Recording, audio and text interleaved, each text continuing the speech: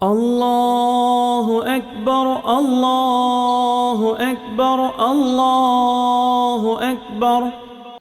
அஸ்ஸலாமு அலைக்கும் வரமத்துல்லாஹி வபரகாத்துஹு சார். வலைக்கம் அஸ்ஸலாம் வரமத்துல்லாஹி வபரகாத்துஹு. சார், இஸ்லாத்தினுடைய புத்தாண்டு வந்துருச்சு. ஹிஜ்ரி 1447 1448 வந்துட்டோம்.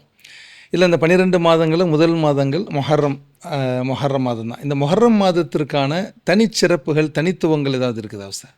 இருக்குது. ஏன்னா புனிதமான 4 மாதங்கள் இதுவும் ஒன்று.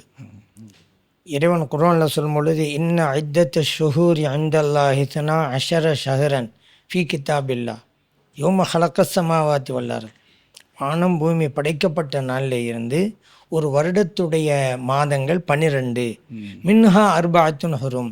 அந்த 12 மாதங்களில் 4 மாதங்கள் புனிதமானவை என்று அல்லாஹ் குர்ஆன் சொல்லிட்டான். எது புனிதமானது அப்படிங்கும் பொழுது குர்ஆனில் அது இல்லை.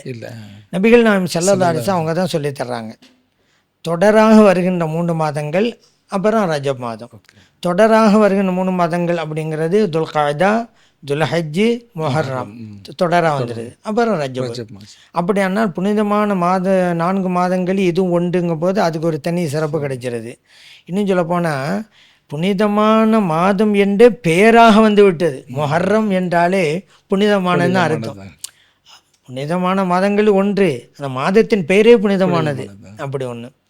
இதை பற்றி நபி ஸல்லல்லாஹு அலைஹி வஸல்லம் சொல்லும் பொழுது, அஃலலு ஸியாமி பஅத ரமலான் ஷஹ்ருல்லாஹில் முஹர்ரம் அப்படின்னாங்க.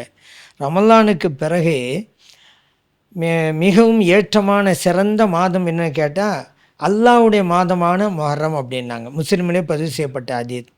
நோன்புண்டு வரும்பொழுது, ஏன்னா ரமலான் மாதம் நம்ம நோன்பு வைக்கிறோம், அது கடமையான நோன்பு.